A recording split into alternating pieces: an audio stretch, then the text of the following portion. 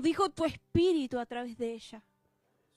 Hoy es una noche para posicionarnos en la victoria que tú ya has conseguido para nosotros.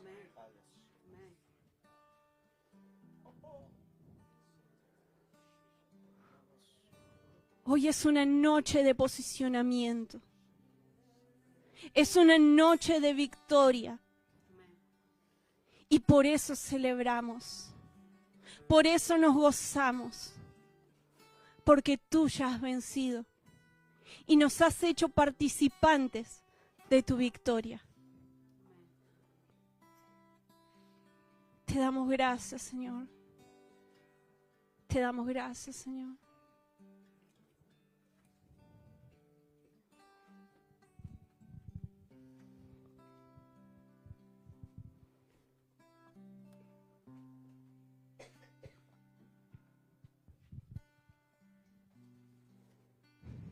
Qué tremendo.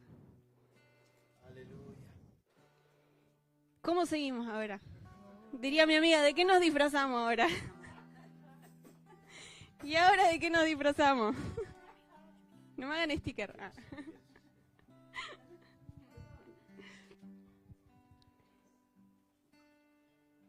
Qué tremendo. Tremendo. La verdad que no me está mirando ahora, pero te honro, Marle, por esta tremenda adoración, porque desde principio a fin Dios ha estado hablando. Aleluya. Él tiene una intención clara en esta noche, y es, como bien dijiste, posicionarnos en su victoria. Amén.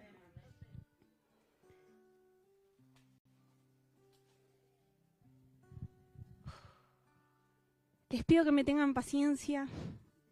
Primero porque estoy temblando de la presencia que hay acá, es tremendo. Acabamos de vivir un tiempo glorioso, de mucha manifestación de su autoridad, de su gobierno, de su victoria. Y aunque es para celebrar, si el león ruge, ¿quién no temerá?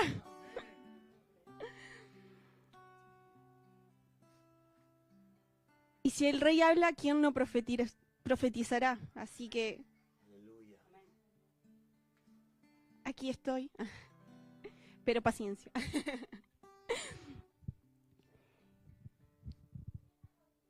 No sé ni por dónde empezar, porque hoy intenté ordenar un poco las ideas, pero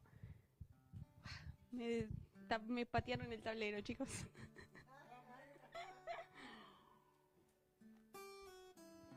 Así que no me está quedando otra opción que, al igual que el domingo pasado, hacer espacio para que él haga lo que quiera hacer. Así que bueno, sepan que solo soy un vaso de barro. Pero les quiero compartir que hace un tiempito, como un mes más o menos, despertó en mi interior una canción viejita, muchos de ustedes seguramente la conocen, que dice: me gozaré, me alegraré y cantaré al Señor, porque han llegado las bodas del Cordero de Dios, y a su esposa se le ha concedido que se vista de lino fino, lino blanco y resplandeciente, para recibir al Rey. Y esta canción no dejaba de sonar en mi interior. Y sonaba en mi interior, y sonaba en mi interior, y la tuve que buscar en YouTube y ponerla y cantarla y sonar con ella, porque entendía que era la canción que estaba gravitando en el espíritu, ¿no? Entonces, no me quedó otra que gravitar junto con ella. Si esa canción era la que estaba sonando en la frecuencia de Dios, entonces yo me uní a la frecuencia de Dios, a cantar lo que el cielo estaba cantando. Y qué sorpresa descubrir que declaraba que a su esposa se le ha concedido vestirse de lino fino.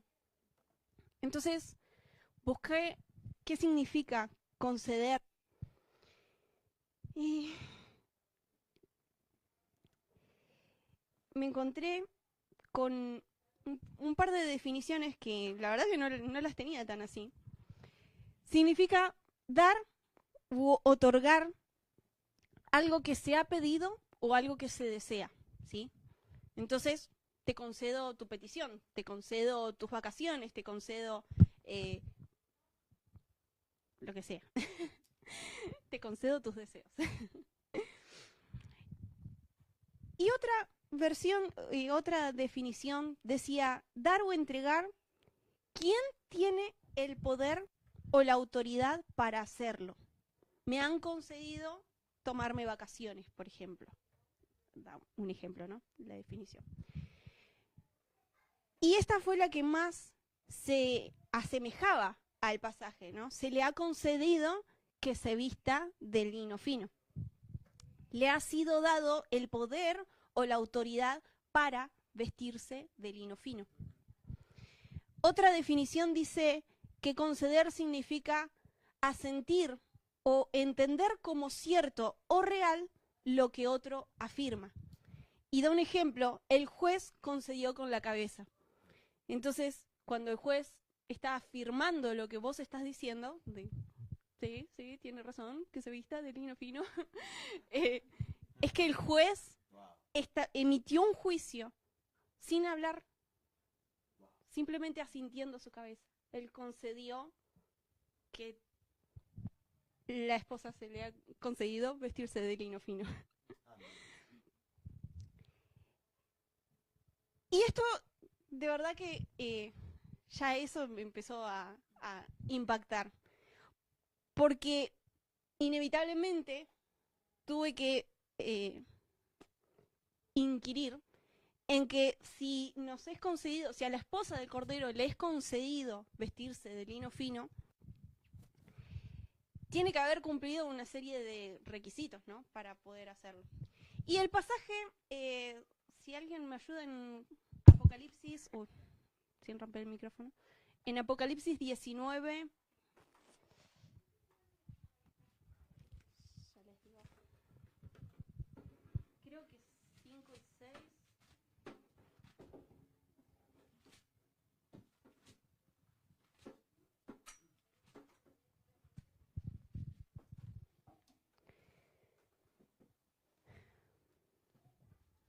Es de leer un poquito de contexto, porque prepárense porque hoy yo voy a hablar poco, voy a leer mucho. Pero como la palabra es viva y eficaz, va a hablar por sí sola. Créanme. Dice, a partir del versículo 6, dice, entonces volví a oír algo que parecía el grito de una inmensa multitud, o el rugido de enormes olas del mar, o el estruendo de un potente trueno, que decían, alabado sea el Señor, pues el Señor, nuestro Dios, el Todopoderoso, reina. ¿Qué estuvimos cantando hoy? Aleluya.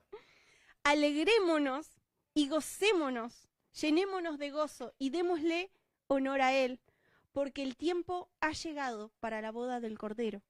Y su novia se ha preparado. Digan conmigo, y su novia se ha preparado. A ella se le ha concedido vestirse del lino blanco y puro de la más alta calidad, pues el lino de la más alta calidad representa las buenas acciones del pueblo santo de Dios. Y esta versión no le hace justicia al mensaje, pero quería leérselas, porque la versión, la Reina Valera, la que creo que está más incrustada en nuestro cerebro, dice que el lino fino, el lino blanco, representa las obras de justicia de los santos.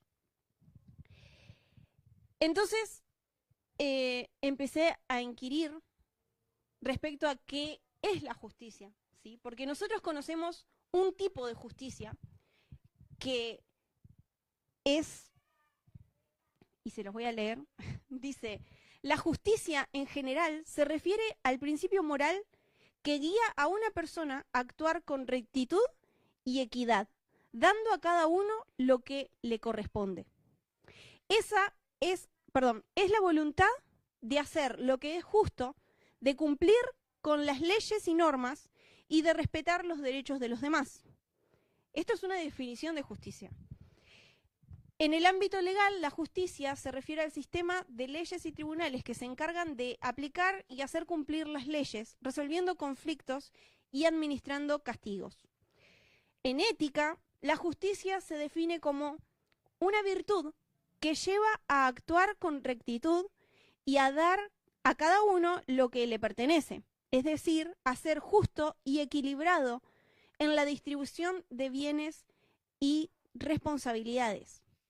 Entonces, entendemos que la justicia, según el mundo, y ustedes han visto seguramente, que es representada con una balanza, ¿sí? Con una balanza de equidad, justamente, porque se trata de ser equitativo, de ser equilibrado, de que cada uno reciba en partes iguales, ¿no?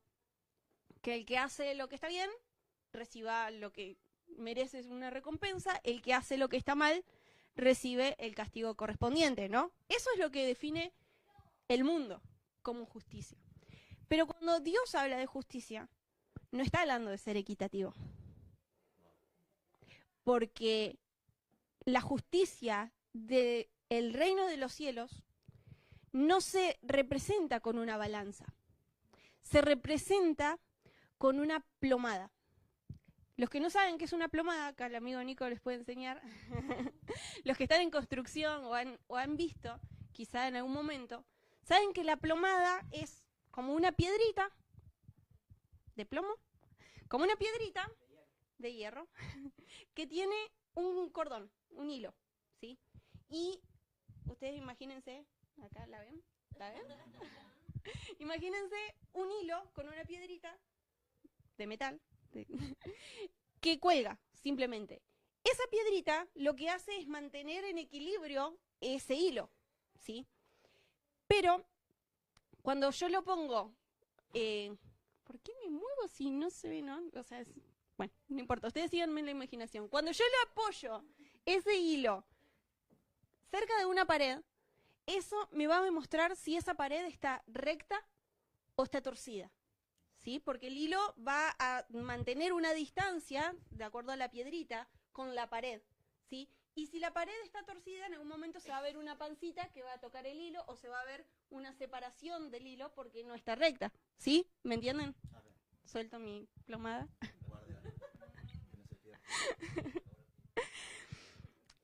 Entonces, esto ya es diferente porque habla de un equilibrio, ¿sí? Pero habla de una medida a la cual uno tiene que estar alineado, ¿sí? Nosotros siendo la pared y la justicia de Dios siendo esa plomada, nosotros tenemos que estar alineados a ese hilo, ¿no es cierto? Entonces, ahora sí, vamos a empezar a leer. Prepárense porque vamos a leer bastante. Pero les prometo que va a ser corto esto, no va a ser muy grande. ¿Saben por qué? Porque ya lo dijo todo la amiga en la adoración. Y ya lo ministró todo el Espíritu en la adoración. Entonces, no hay mucho más que yo pueda agregar, pero sí entendemos que un cuerpo tiene diferentes miembros y cada miembro tiene una función diferente. Así que, simplemente como coyuntura de Marle, voy a aportarles una nueva perspectiva de lo que Dios está queriendo ministrarnos el día de hoy. Llamémosle entendimiento, si me entienden. Pero yo oro para que el Espíritu les revele lo que yo no pueda transmitirles. Vamos a leer en Segunda de Pedro.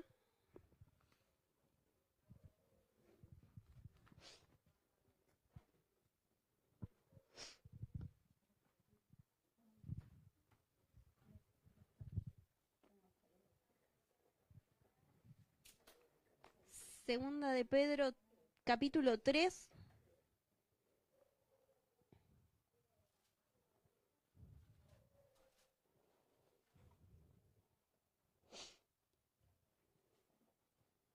se los quiero leer completos.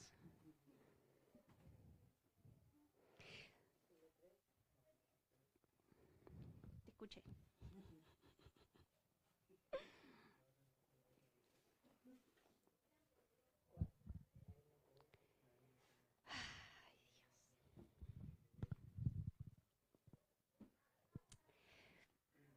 Se los quiero leer completo y lo voy a hacer porque puedo. Ah, mentira. Porque creo que es fundamental entender el contexto de este versículo. En realidad son 2 o 3 versículos nomás en los que quiero centrarme de este pasaje para pasar a otro pasaje. Pero me gustaría leerles un poco de contexto, porque recuerdan que recién hablábamos de que habían llegado, te escuché, habían llegado las bodas del Cordero, ¿sí? Y la novia se ha preparado, ¿sí? ¿Se acuerdan que repetimos? Y la novia se ha preparado. Prepararse quiere decir prepararse, pararse de antemano, estar preparado, es estar bien parado. Cuando sabes que vas a recibir un golpe, estás preparado para recibir el golpe. Cuando no sabes que vas a recibir un golpe, no estás preparado, no estás bien parado para recibir ese golpe, ¿sí? La novia se ha preparado, es decir, que ha estado preparada para que se le conceda vestirse de lino fino. Estaba preparada para recibir a su amado, ¿no es cierto? Entonces, acá en 2 de Pedro 3, vemos que el contexto es el marco en el que Cristo va a volver, ¿no es cierto? Entonces, les voy a leer rápido para que no se me duerman, pero si voy muy rápido avísenme, porque en realidad es que quiero leer mucho, por eso voy a leer rápido. Dice, queridos amigos, esta es la segunda carta que les escribo, y en ambas he tratado de refrescarles la memoria y estimularlos a que sigan pensando sanamente. Quiero que recuerden lo que los santos profetas dijeron hace mucho tiempo y lo que nuestro Señor y Salvador ordenó por medio de los apóstoles. Sobre todo, quiero recordarles que en los últimos días vendrán burladores que se reirán de la verdad y seguirán sus propios deseos. Dirán, ¿qué pasó con la promesa de que Jesús iba a volver? Desde tiempos antes de nuestros antepasados, el mundo sigue igual que al principio de la creación. Deliberadamente olvidan que Dios hizo los cielos al ordenarlo con una sola palabra, y sacó la tierra de las aguas y la rodeó con agua. Luego usó el agua para destruir el mundo antiguo con un potente diluvio. Por esa misma palabra, los cielos y la tierra que ahora existen han sido reservados para el fuego. Están guardados para el día del juicio, cuando será destruida la gente que vive sin Dios. Digan, la gente que vive sin Dios. Sin embargo, queridos amigos, hay algo que no deben olvidar. Digan conmigo, algo que no deben olvidar. Para el Señor, un día es como 1000 años, y 1000 años son como un día. En realidad, no es que el Señor sea lento para cumplir su promesa como algunos piensan. Al contrario, es paciente por amor a ustedes. No quiere que nadie sea destruido. Quiere que todos se arrepientan. Digan conmigo, no quiere que nadie sea destruido. Quiere que todos se arrepientan. Pero el día del Señor llegará tan inesperadamente como un ladrón. Entonces los cielos desaparecerán con un terrible estruendo y los mismos elementos se consumirán en el fuego y la tierra, con todo lo que hay en ella, quedará sometida a juicio. Dado que todo esto que nos rodea será destruido de esta manera, ¿cómo no llevar una vida santa y vivir en obediencia a Dios? Esperar con ansias el día de Dios y apresurar que éste llegue. En aquel día, Él prenderá fuego a los cielos y los elementos se derretirán en las llamas. Pero nosotros esperamos con entusiasmo los cielos nuevos y la tierra nueva que Él prometió, un mundo lleno de la justicia de Dios. Por lo cual, queridos amigos, mientras esperan que estas cosas ocurran, hagan todo lo posible para que se vea que ustedes llevan una vida pacífica, que es pura e intachable a los ojos de Dios. Aleluya. Tremendo. Tremendo. Fíjense que estamos hablando de un contexto bastante que quizá sin entendimiento puede llegar a asustar, ¿no es cierto? Porque se nota que la ira del Señor no la queremos, ¿no? Nosotros. Pero también se ve la misericordia de Dios, de que Él realmente es lento para derramar su ira. Él es misericordioso. Él es paciente, tiene mucha paciencia y espera que todos se arrepientan.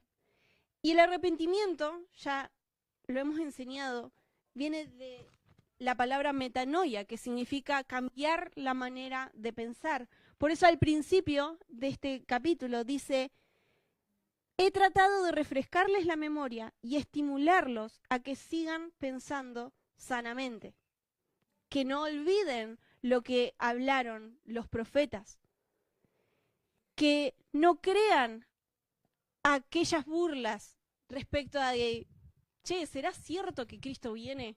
Porque Cristo viene pronto. Yo les soy sincera y les abro mi corazón. Yo llegué a pensar en un momento, yo prácticamente nací en la iglesia, o sea, en el hospital, pero queda a unas cuadras de la iglesia. Y literalmente desde que empecé a entender lo que se hablaba, yo he escuchado muchas veces que Cristo viene pronto, ¿sí? Creo que la mayoría de los que estamos acá hemos escuchado que Cristo viene pronto. Pero hubo un momento en el que en mí entró una duda de, ¿será real? O sea, yo no puedo dudar de que Dios es real porque lo conocí. Y lo conocí desde muy chica y eso fue lo que me permitió que no me apartara muy lejos, porque yo ya lo había experimentado, ya sabía que Él era real. Entonces no podía negar su existencia. Pero sí estaba la duda esta, y encima en esta última temporada en la que se empezó a escuchar más fuerte que Cristo viene, ¿no? Que cantamos Maranata, que declaramos que ya viene, que empezamos a escuchar su voz, despertando nuestro espíritu a esta realidad. Me acordé de esos momentos de duda, en las que yo misma, si le soy 100% sincera, creo que en mi interior sentí que era como una exageración esto de que Cristo venía, ¿sí? Por ahí, por cerca de los 80, hubo muchos estudios al respecto del Apocalipsis, de tratar de descifrar ahí un poco el código de Juan, de entender lo que dijo el trueno ese que nunca está escrito porque dice que no lo escriba. O sea, claramente hay cosas que son un misterio y que por algo Dios las escondió, ¿sí? Sabemos que Dios no las escondió de nosotros, sino que las escondió para nosotros, pero también para un tiempo específico. Entonces, yo pensaba mucho en estas mentalidades, vamos a decirlo de esta manera, que se burlan, ¿no?, de si Cristo viene o no viene, si es real o no es real, si de verdad es pronto. Definamos pronto, porque ya pasaron como 2000 años y todavía no volvió. Entonces, eso me recordó que Jesús mismo dijo que su venida iba a ser como los tiempos de Noé. Y de Noé sabemos que Dios le encomendó que construyera un arca, que construyera un barco, una nave, donde pudiera guardar a su familia y a los animales y a quien quiera creer que lo que él estaba haciendo era real, cuando todavía no existía la lluvia. Y él anunciaba que venía pronto una gran lluvia, que los iba a matar a todos, que la tierra se iba a inundar, que la tierra se iba a llenar de agua. Pero en ese tiempo realmente no existía la lluvia como nosotros la conocemos hoy, sino que del suelo brotaba un rocío que regaba la tierra.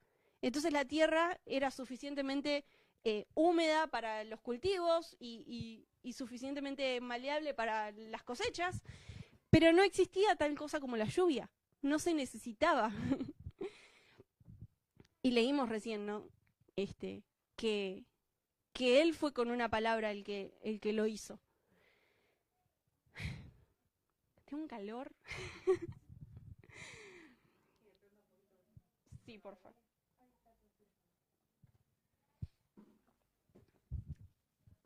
Es que hay fuego acá.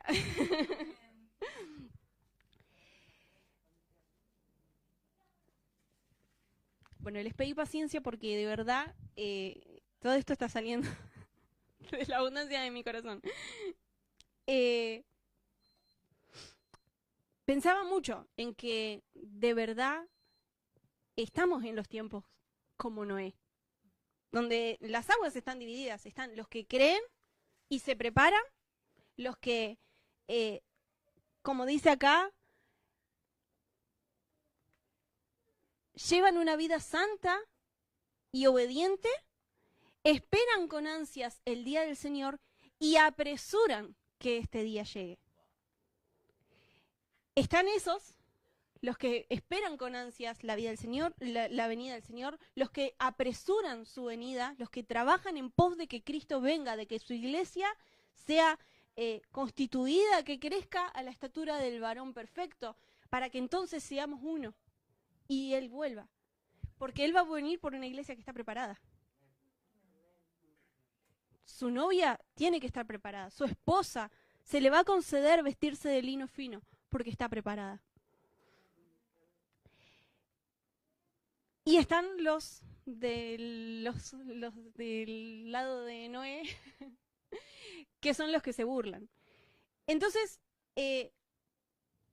empecé a inquirir por este lado de lo que significa vivir una vida santa, una vida justa.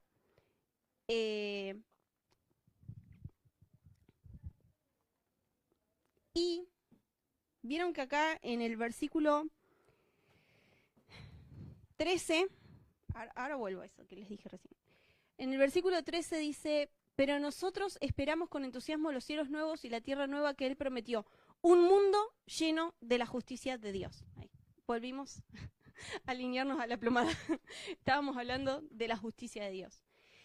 Esto me recordó que hace muy poquito yo leí un versículo en Jeremías 23 que dice, Jeremías 23,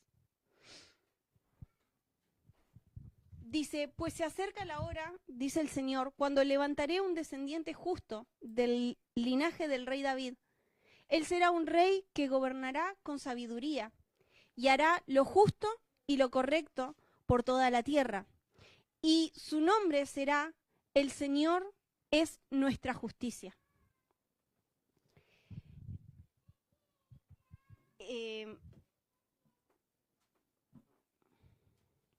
Hace un ratito, esto es fresquito, mientras estábamos adorando, el Señor me recordaba otra vez este pasaje.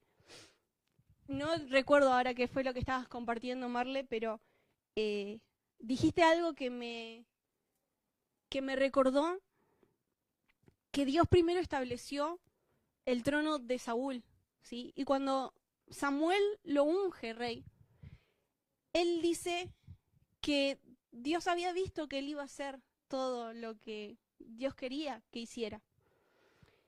Pero poco después sabemos que se corrompe su corazón, él deja de hacer lo que Dios quiere y empieza a hacer lo que el pueblo quiere, lo que el pueblo pide.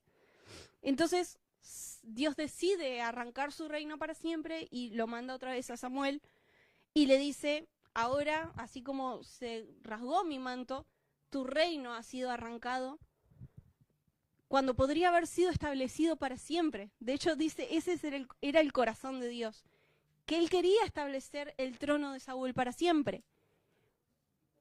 Dios creía que Saúl tenía la capacidad de hacer todo lo que Dios le pidiera. Él lo creía, él confiaba en Saúl, por eso lo eligió. Él confiaba en él, sabía que él tenía toda la capacidad para hacer todo lo que Dios le pidiera. Pero después impacta cuando le dice, ahora Dios se ha conseguido a uno mejor. Y él hará todo lo que Dios le pida. Y esto es muy fuerte porque me recordaba que Dios plantó a Adán para que él gobernara sobre toda la creación. Pero cuando se halló iniquidad en él, cuando dejó que el pecado entrara en él, su trono tuvo que ser arrancado. Pero Dios se consiguió uno mejor. Amén. Díganlo conmigo, Dios se consiguió uno mejor. Un rey justo, que gobernará con sabiduría y hará lo justo y lo correcto en toda la tierra. Y su nombre será: el Señor es nuestra justicia. ¿Vieron acá cuando termina el versículo 13 de segunda de Pedro 3, que dice, un mundo lleno de la justicia de Dios? Él ha establecido al postrer Adán, ¿sí? Y nos ha posicionado a nosotros en su victoria, ¿sí? Eso es lo que vamos a estar terminando de entender hoy, si pueden. Hay otra versión que ya se las comparto,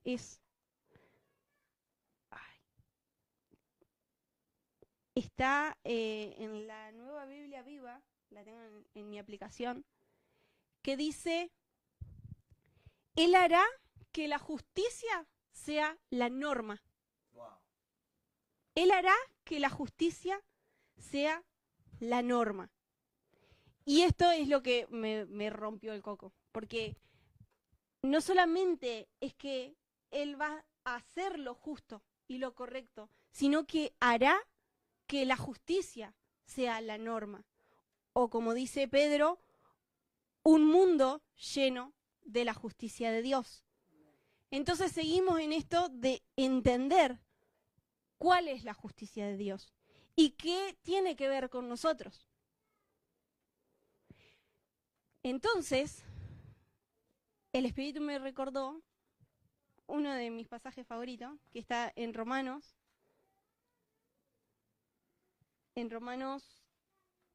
capítulo 6.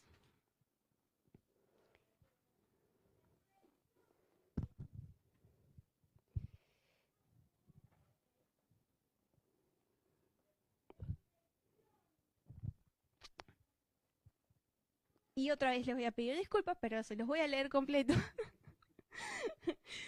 Yo avisé que iba a leer mucho. Y les conviene que le lea porque se darán cuenta que me está costando mucho articular palabras para traducir lo que mi espíritu estuvo entendiendo. Dice, ahora bien, ¿deberíamos seguir pecando para que Dios nos muestre más y más de su maravillosa gracia? Por supuesto que no. Nosotros hemos muerto al pecado. Entonces, ¿cómo es posible que sigamos viviendo en pecado? ¿O acaso olvidaron que cuando fuimos unidos a Cristo en el bautismo, nos unimos a Él en su muerte? Pues hemos muerto y fuimos sepultados con Cristo mediante el bautismo. Y tal como Cristo fue levantado de los muertos por el poder glorioso del Padre, ahora nosotros también podemos vivir una vida nueva. Digan conmigo, ahora nosotros también podemos vivir una vida nueva. Dado que fuimos unidos a Él en su muerte, también seremos resucitados como Él. Sabemos que nuestro antiguo ser pecaminoso fue crucificado con Cristo para que el pecado perdiera su poder en nuestra vida. Ya no somos esclavos del pecado. Digan conmigo, ya no somos esclavos del pecado. Pues cuando morimos con Cristo, fuimos liberados por el poder del pecado. Liberados del poder del pecado.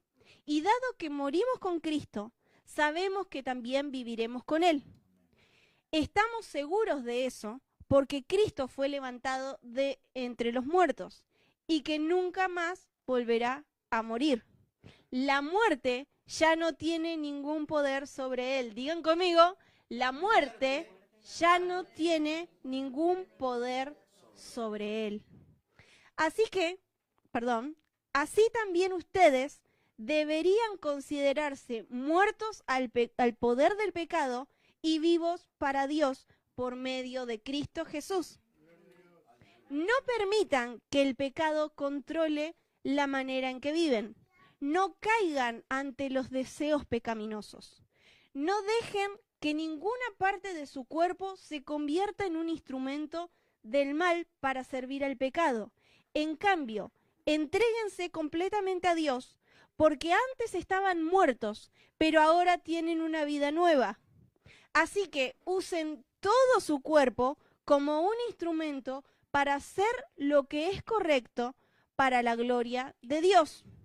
El pecado ya no es su amo, porque ustedes ya no viven bajo las exigencias de la ley.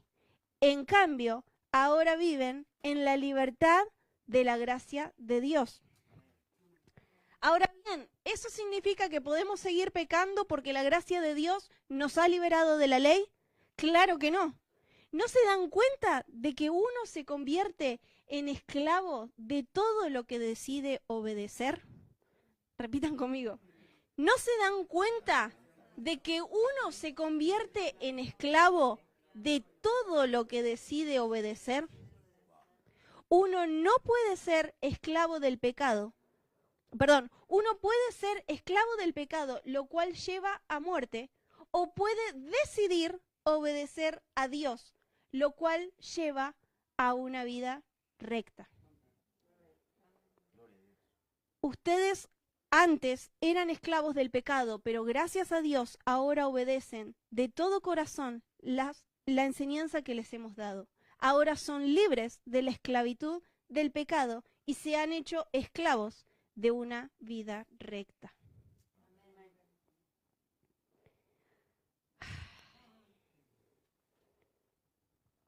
Tremendo. Hay otra versión del versículo 13 que dice que ya no entreguen sus miembros como instrumentos de injusticia o de iniquidad, sino que entreguen todo su cuerpo como instrumento de justicia. Entonces, podemos entender que para ser un instrumento de justicia, nosotros necesariamente tenemos que estar muertos al pecado, ¿sí? Recuerden que cuando hablamos de pecado, por lo general lo que se viene a nuestra cabeza son todos los pecados que hemos hecho y los que no, pero conocemos, ¿sí? Vienen nombres de acciones, ¿sí? que consideramos malas y por lo tanto las llamamos pecado. Pero el pecado original, alerta de spoiler, no se trató de comer una manzana. El pecado original fue que Adán tenía una orden. Dios le dijo que había algo que él no tenía que hacer. Y Adán, ¿qué hizo? Fue y lo hizo. El pecado original fue la desobediencia. Y la consecuencia trajo muerte, ¿sí? A partir de ahí empezó a operar la muerte en el hombre, ¿sí? Y aunque vivieron casi 1000 años, en realidad estaban destinados a vivir una eternidad junto con Dios, ¿sí? Fuimos creados para la eternidad, somos seres eternos. Pero por la acción del pecado entró la muerte, ¿sí? Entonces ahora todos nuestros miembros están sujetos a la ley del pecado que trae muerte. Pero hay una solución. Y es que podemos decidir no ser más esclavos del pecado. Y podemos decidir obedecer a Dios, lo cual lleva a una vida recta. Esto es muy tremendo, porque primero porque no depende de Dios, depende de nosotros. Nosotros somos los que tomamos la decisión. Fíjense que voy a agarrar un papel. Este papel acá en la Tierra está sujeto a la ley de la gravedad, ¿sí? Entonces, si yo suelto este papel, ¿qué va a pasar? ¿Qué dice la ley de la gravedad? Que la Tierra lo va a traer con una fuerza tremenda, entonces cuando yo lo suelte, bueno, tremenda, dije, iba a caer, ¿no es cierto? Tarde lo que tarde, iba a terminar cayendo. ¿Por qué? Porque está sujeto a la ley de esta Tierra, ¿sí? Y la ley de esta Tierra dice que la gravedad existe y que todo objeto que queda a su libre albedrío va a terminar siendo atraído por la Tierra, ¿ok? Ahora, si yo estuviera en el espacio, ¿vieron películas de astronautas? El otro día mi esposo me compartió un reel de astronautas que volvían a la Tierra y se olvidaban de que ya las cosas no flotaban en el aire. Entonces estaban escribiendo y dejaban la lapicera ahí suelta y la lapicera se caía. Claro, porque ellos ya estaban acostumbrados a que en el espacio los objetos no se caen porque la gravedad no existe, no rige la ley de la gravedad en el espacio. ¿Se entiende? Entonces, esto es de lo que yo les estoy hablando. Cuando estoy hablando de que nuestro cuerpo, nuestra naturaleza, puede estar sujeta a una naturaleza de pecado, ¿sí? Puede ser esclava. Dice, uno puede ser esclavo del pecado. Y esto va a llevar a muerte. Inevitablemente va a llevar a muerte. Porque la paga del pecado es muerte. La recompensa del pecado es muerte. La consecuencia del pecado es muerte. Pero, dice, también podemos decidir obedecer a Dios, lo cual nos lleva a una vida recta, a una vida alineada a la justicia de Dios. Entonces, no pude evitar declarar con mi boca el título de esta palabra. Diría el pastor, llegué.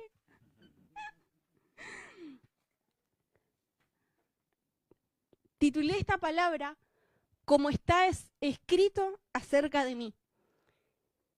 Y le decía a Nahuel, le digo, esto más que el título de la palabra, es una declaración sobre mí misma. Como está escrito acerca de mí, es que yo hoy elijo hacer su voluntad. Dice el capítulo 40 de Salmos, no te deleitas en las ofrendas ni en los sacrificios. Ahora que me hiciste escuchar, finalmente comprendo. Tú no exiges ofrendas quemadas, ni ofrendas por el pecado. Entonces dije, aquí estoy como está escrito acerca de mí en las Escrituras. Me complace hacer tu voluntad, Dios mío, pues tus enseñanzas están escritas en mi corazón. Y se las voy a leer en esta versión, porque dice, a ti no te complacen sacrificios ni ofrendas, pero me has hecho obediente. Tú no has pedido holocaustos ni sacrificio por el pecado. Por eso dije, aquí me tienes. Como el libro dice de mí, me agrada, Dios mío, hacer tu voluntad. Tu ley la llevo dentro de mí. Cuando nosotros elegimos no sucumbir a nuestros deseos, ¿sí? A nuestros deseos pecaminosos, que quiero que me entiendan, cuando digo pecado no estoy hablando de mentir, de matar, de robar. Estoy hablando de todo lo que nos separa de Dios. Todo lo que mata nuestra vida espiritual, todo lo que mata nuestra comunión con Dios, todo lo que mata el propósito de Dios en nuestras vidas, ¿sí? Y esto no solamente es matar, adulterar, mentir, engañar. Esto es que Dios te diga, quiero que mates a todo el pueblo de Amalek, quiero que mates a su rey, a sus hombres, a sus mujeres, a sus niños, a su ganado, y que cuando venga el profeta te diga, entonces, ¿por qué escuchó el balido de las ovejas por ahí? ¿Por qué escuchó el mugido de las vacas? ¿Y por qué el rey de los amalecistas todavía sigue acá? ¿Por qué hay cosas que responden a una naturaleza de pecado? A una naturaleza que constantemente busca separarnos de Dios. ¿Por qué? Porque Dios se está acercando a nosotros cada vez más. Porque Él está viniendo y está viniendo a buscar a una novia que se ha preparado. A una novia que ha elegido hacerse esclava en obediencia a Cristo. Dice en Romanos capítulo 6, capítulo 6 ya lo leímos, en Romanos capítulo 12, versículo 1 y 2. Por lo tanto, amados hermanos, les ruego que entreguen su cuerpo a Dios por todo lo que Él ha hecho a favor de ustedes, que sea un sacrificio vivo, santo, la clase de sacrificio que a Él le agrada. Esa es la verdadera forma de adorarlo. Él no quiere nuestras ofrendas ni nuestros sacrificios. Él dice, me has hecho obediente. Y por eso estoy acá y declaro, como dice tu escritura, como está escrito acerca de mí, me agrada hacer tu voluntad. Porque tu ley es la que rige mi corazón. Porque no estoy atado a la ley que trae muerte, sino a la ley que me hace vivir una vida recta.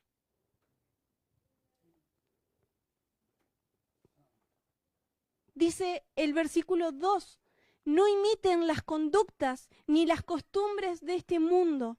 Más bien dejen que Dios los transforme en personas nuevas al cambiarles la manera de pensar.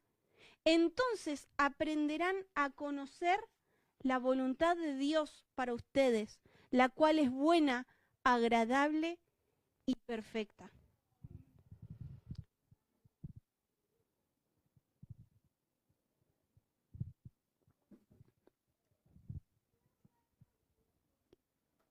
Lo que Él espera de nosotros no son sacrificios. No es que vos digas, ay, cómo me cuesta levantarme temprano a orar, pero lo voy a hacer porque yo soy un sacrificio vivo y me voy a levantar temprano para estudiar la palabra, para adorar y te vas a dar cuenta de que por ahí un día, dos, lo podés hacer en tus fuerzas, pero te vas a dar cuenta que no es una ley en tu corazón, no es que tu corazón desespera por Él y lo busca ardientemente. Es que tu fuerza quiere hacerlo, querés hacerlo, pero desde una naturaleza que trae muerte. Entonces, cuando no puedas sostenerlo en tus fuerzas, vas a sentirte frustrado, vas a sentir que fallaste, vas a sentir que, ay, no, como la embarré, soy la peor. No, no puede ser. Yo no doy la talla. ¿Cuántas veces se sintieron así? No quiero que levanten la mano, no quiero que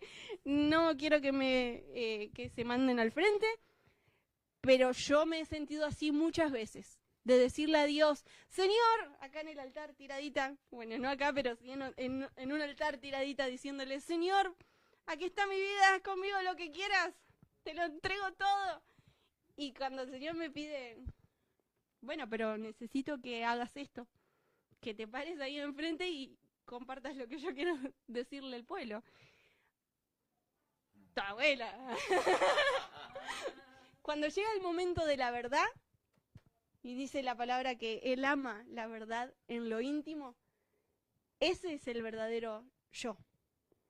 Ese es el verdadero yo. El que cuando está en Getsemaní, a punto de beber una copa de vino puro, haciendo referencia a lo que hablábamos el domingo anterior.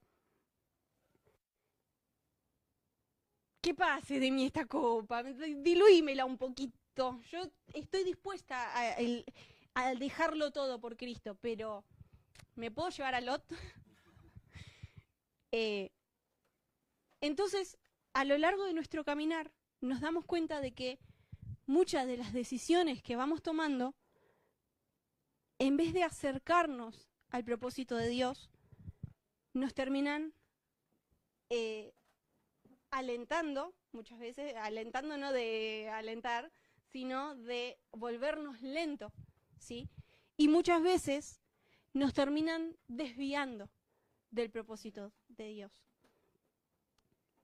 Y quiero hacerles una referencia de una historia que en ese momento yo todavía no estaba estábamos empezando a salir, pero no me congregaba en la misma iglesia, que Nahue, el primo Joe, había compartido en una pizarra dos líneas que representaban dos caminos, ¿no? Y un camino era la vida que vos querés vivir, y otro camino es, y si no, bueno, estoy haciendo mi propia versión, y otro camino representaba la voluntad de Dios, la cual es perfecta, buena, agradable.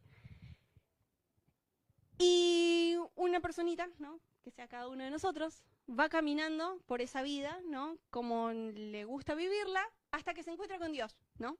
Y nos encontramos con Dios y decidimos vivir en la voluntad de Dios. Entonces empezamos a caminar en el camino de Dios. Pero aparece, no sé, un compañero de la escuela. Estábamos hablando de que era una historia para adolescentes, ¿no? Entonces aparece un compañero de la escuela y nos dice, che, vamos a estudiar tal carrera, así estudiamos juntos.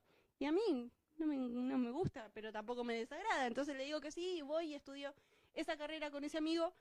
Y empiezo a caminar la vida desviándome de a poquito. Y no son cosas malas, vuelvo a decirles. Yo cuando estoy hablando de pecado, no estoy hablando de atrocidades, ¿sí? Estoy hablando de cosas, pequeñas decisiones que nos van alejando del camino que Dios trazó para nosotros. Les vuelvo a repetir, esta palabra se llama como está escrito acerca de mí. Porque, como dice el Salmo 139, mientras Él iba tejiendo nuestro cuerpo en el vientre de nuestra madre, en su libro estaba escrito cada uno de nuestros días, antes de que uno de ellos pasara.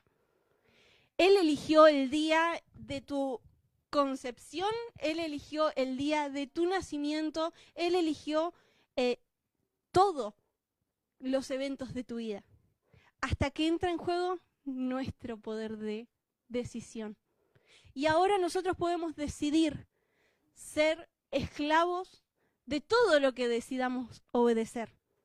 Nos volvemos esclavos de todo lo que decidimos obedecer. Si nosotros decidimos obedecer nuestra propia voluntad, nuestros propios deseos, nuestros propios sueños, nuestros propios anhelos, qué sé yo quiero, como decía el pastor, quiero predicar a Cristo, pero quiero ser una estrella de rock. Y desde mi gloria voy a declarar que como Messi, todo gracias a él. Después descubrimos que eso era para la abuela, creo, una cosa así, pero bueno, no importa. El punto es que muchas veces queremos hacer para Dios, pero a nuestra forma. Y no terminamos de morir a lo que nosotros realmente queremos por lo que Él realmente quiere, ¿sí? Y momentos antes de que terminara la adoración, llegó a mí un versículo más que no lo tenía previsto, pero se lo voy a tener que compartir, que está en Filipenses 3. Seguramente lo conocen.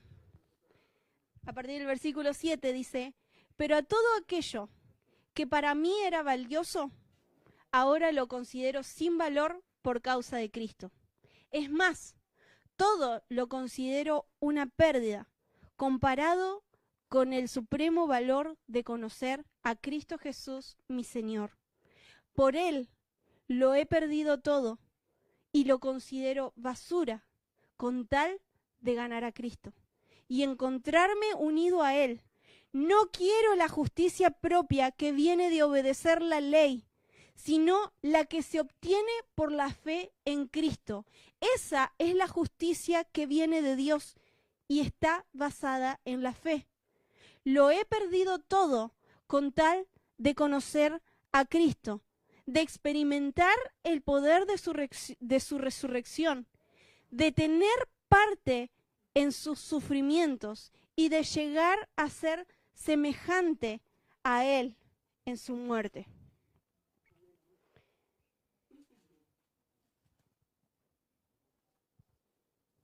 Ya voy terminando.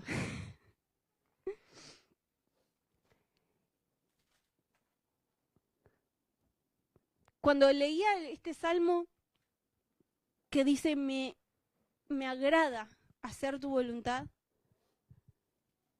automáticamente me llevó a Hebreos 10, que es donde relata cómo Cristo vino a hacer su voluntad.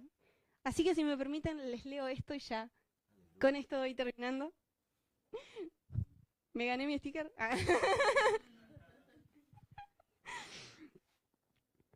Dice, Hebreos 10, el sistema antiguo bajo la ley de Moisés era solo una sombra, un tenue anticipo de las cosas buenas por venir, no las cosas buenas en sí mismas. Bajo aquel sistema se repetían los sacrificios una y otra vez, año tras año, pero nunca pudieron limpiar por completo a quienes venían a adorar. Si los sacrificios hubieran podido limpiar por completo, entonces habrían dejado de ofrecerlos, porque los adoradores se habrían purificado una sola vez y para siempre, y habrían desaparecido los sentimientos de culpa.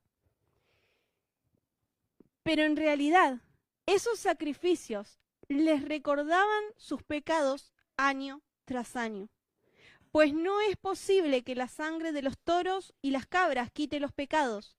Por eso, cuando Cristo vino al mundo, le dijo a Dios, tú no quisiste sacrificios de animales ni ofrendas por el pecado, pero me has dado un cuerpo para ofrecer. No te agradaron las ofrendas quemadas, ni las ofrendas por el pecado. Luego dije, aquí estoy, oh Señor, he venido a hacer tu voluntad, como está escrito acerca de mí en las Escrituras. Primero Cristo dijo, no quisiste sacrificios de animales ni ofrendas por el pecado, ni ofrendas quemadas, ni otras ofrendas por el pecado. Todas esas ofrendas tampoco te agradaron, aun cuando la ley de Moisés las exige. Todas esas ofrendas tampoco te agradaron, aun cuando la ley de Moisés las exige. Luego dijo, he aquí he venido a hacer tu voluntad. Él anula el primer pacto para que el segundo entre en vigencia. Pues la voluntad de Dios fue que el sacrificio del cuerpo de Jesucristo nos hiciera santos una vez y para siempre.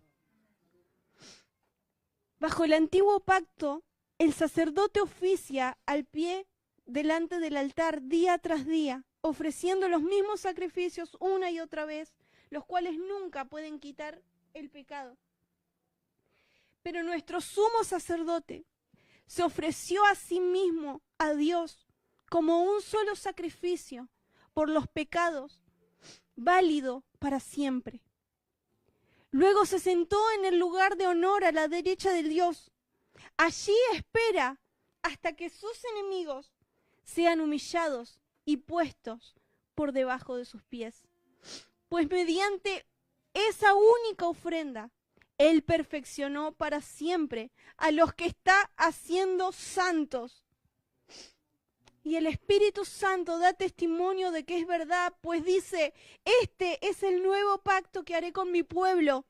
Dice el Señor, pondré mis leyes en su corazón y las escribiré en su mente. Después dice, nunca más me acordaré de sus pecados y sus transgresiones. Y cuando los pecados han sido perdonados, ya no hace falta ofrecer más sacrificio. Así que, amados hermanos, podemos entrar con valentía en el lugar santísimo del cielo por causa de la sangre de Jesús. Por su muerte, Jesús abrió un camino nuevo, un camino que da vida.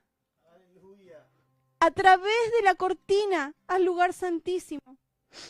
Ya que tenemos un gran sumo sacerdote que gobierna la casa de Dios. Entramos directamente a la presencia de Dios con corazón sincero y con plena confianza en Él. Pues nuestra conciencia culpable ha sido rociada con la sangre de Cristo a fin de purificarnos y nuestro cuerpo ha sido lavado con agua pura.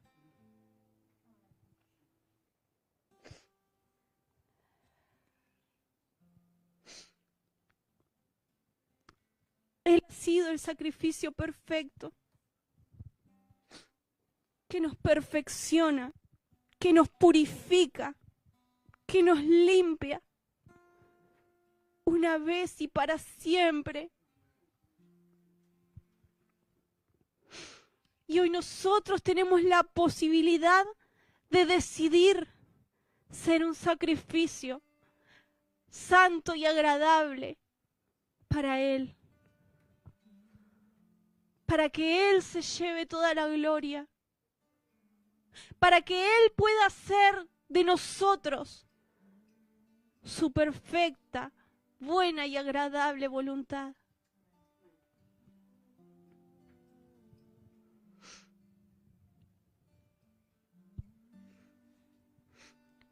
Lo último que quiero compartirte es que hay una diferencia cuando amamos hacer la voluntad de Dios. Y dice,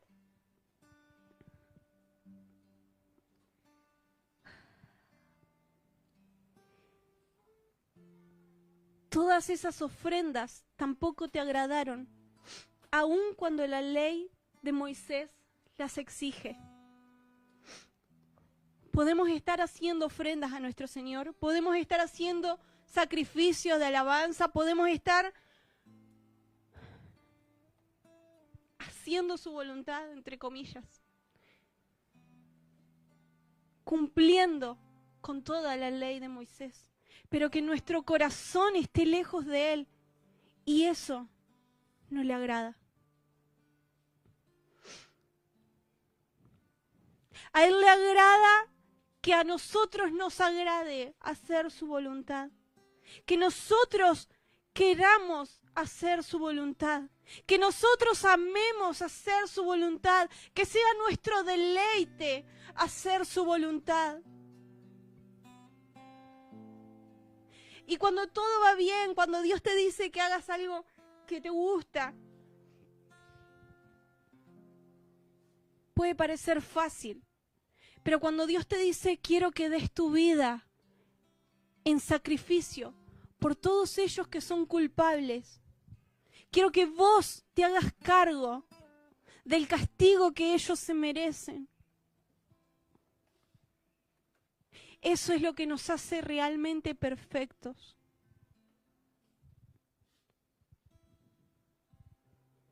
Que para encontrar la vida es necesario morir.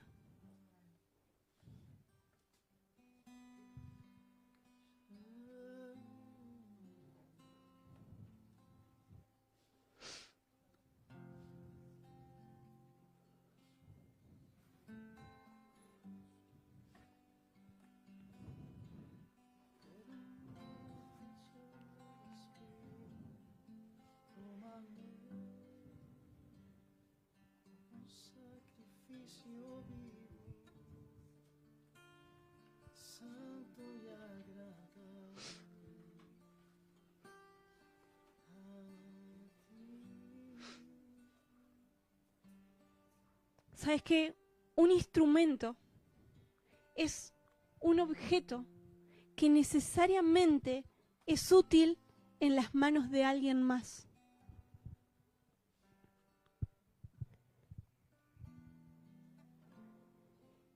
Si nosotros nos ofrecemos íntegramente como instrumentos de justicia,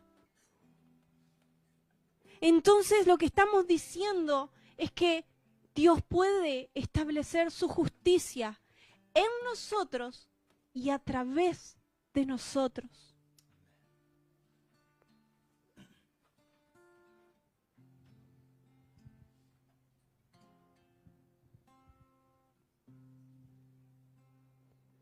Señor,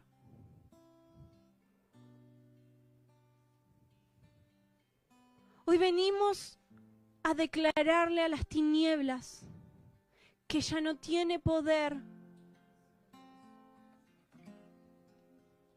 en nuestras vidas.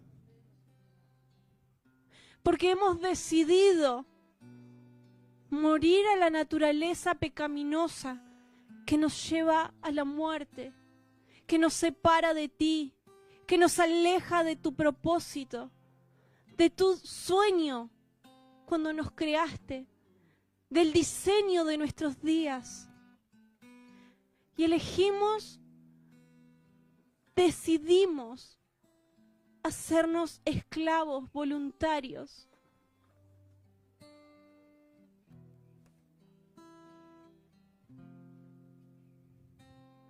Hoy elegimos escucharte y obedecer, para que así podamos entender, comprender, conocer cuál es tu perfecta voluntad, sabiendo que es buena y agradable.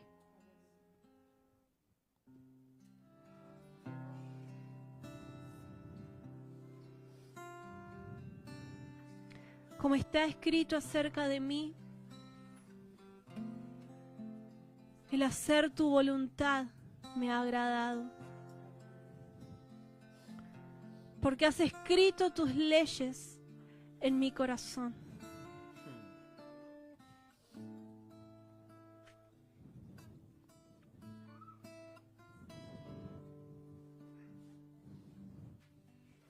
Padre, en obediencia a lo que tú me has mostrado,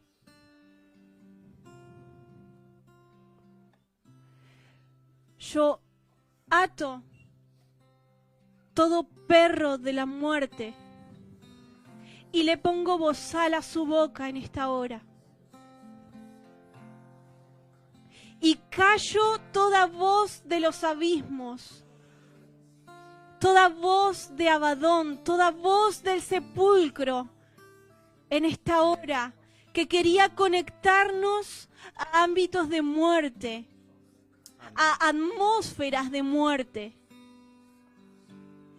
Quizá muerte natural, pero específicamente el reino de tinieblas, del cual tú nos has arrebatado y nos has posicionado en el reino de tu luz admirable. Aleluya. Y hoy nos vamos de este lugar posicionados y entendidos de la victoria de tu cruz sobre la muerte y sobre el pecado. Y ahora la naturaleza que gobierna nuestras vidas es la de hacer tu voluntad en obediencia, por amor y con alegría. Te damos gracias, Señor. Y celebramos victoriosos el triunfo de Cristo. En el nombre de Jesús. Amén. Amén.